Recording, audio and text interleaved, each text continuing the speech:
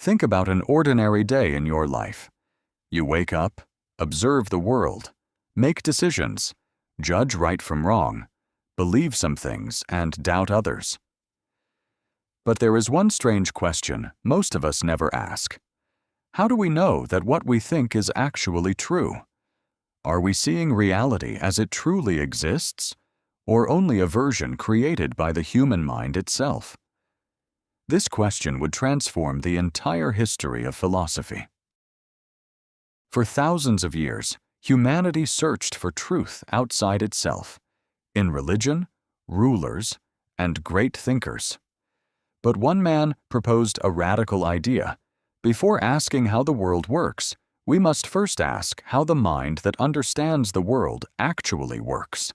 That man was Immanuel Kant.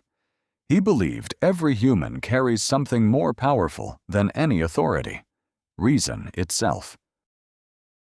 Kant lived during the Enlightenment, an age when science was transforming humanity's view of the universe.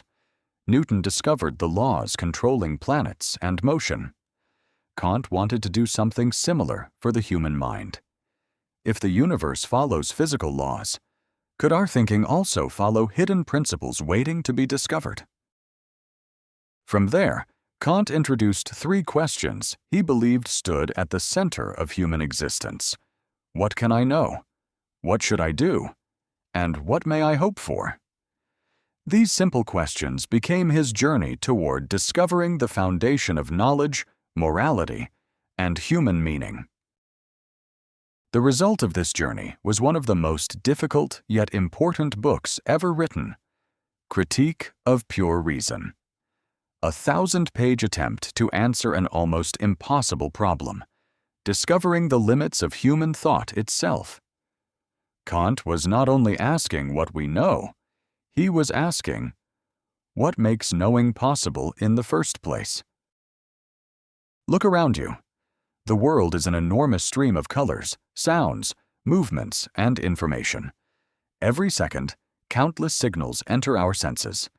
Yet strangely, we do not experience pure chaos. We see objects, people, causes, effects, past and future. How does the mind transform chaos into order? This was Kant's revolution.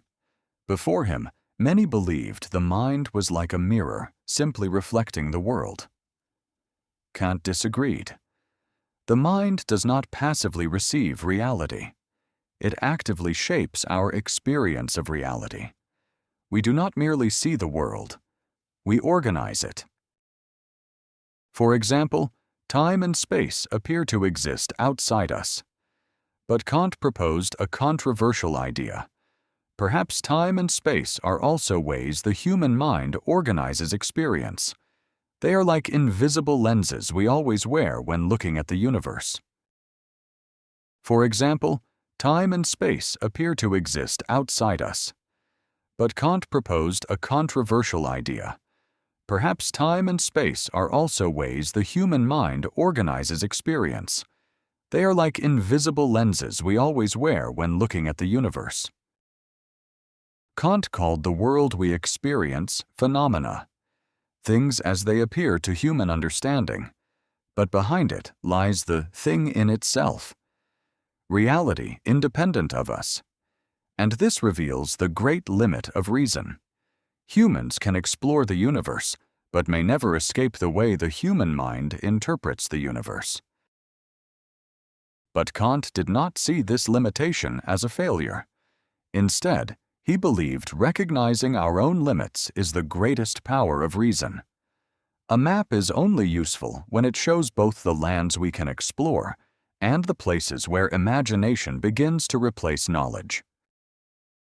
This is why Kant called his work Critique of Pure Reason.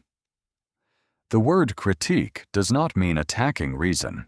It means examining reason, discovering what it can do, what it cannot do, and when it goes beyond its own abilities.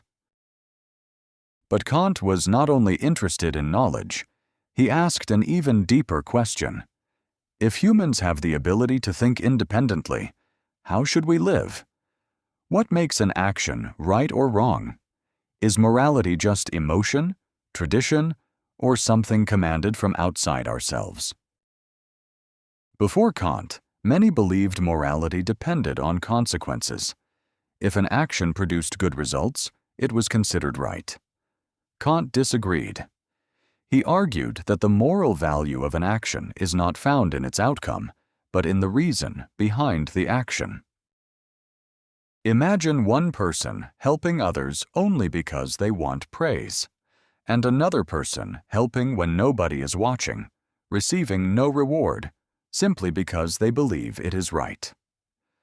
For Kant, the second person reveals the true power of morality, acting from duty. From this idea, Kant developed one of the most famous concepts in philosophy, the categorical imperative. A principle to test every action. Before doing something, ask yourself, if everyone in the world acted the same way, could that world still function? Kant's idea may sound simple, but it created a massive shift. Morality no longer depended entirely on external authority. An action is not right simply because a ruler, a society, or a crowd says it is right. Morality begins from a unique human ability, using reason to create principles that everyone could follow. This became the foundation for one of Kant's strongest beliefs. Every human being has intrinsic value. We are not merely tools to be used by others. No person should be treated only as a means to someone else's goal. Inside every individual exists a dignity that no power can take away. This idea deeply influenced the modern world, from human rights and law to personal freedom and justice. Whenever we say someone deserves respect not because they are rich, powerful, or famous, but simply because they are human, we are hearing an echo of Kant's philosophy. But Kant faced an even harder problem. If everything in nature follows the laws of cause and effect, are humans truly free? If all our thoughts are only the result of previous events, then what do our choices really mean? Kant proposed a bold answer. From the perspective of science, humans belong to the natural world. But when we act through reason and morality, we also belong to another realm, the realm of freedom, where we are not controlled only by instinct. For Kant, freedom does not mean doing anything we desire.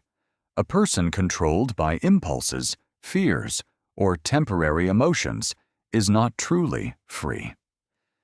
Real freedom appears when we have the ability to choose what is right, even when doing so is difficult. This is why Kant's philosophy is not only about thinking, it is about becoming a better human being, learning to question what we know, understanding our own limitations, and using reason not to dominate others, but to live with greater responsibility. More than 200 years later, Kant's questions remain alive. In the age of artificial intelligence, data, and increasingly intelligent machines, perhaps the most important question is not only, can machines think like humans? But rather, what makes humans truly human? Kant did not give us every answer, but he gave us something even more important, a way to ask better questions.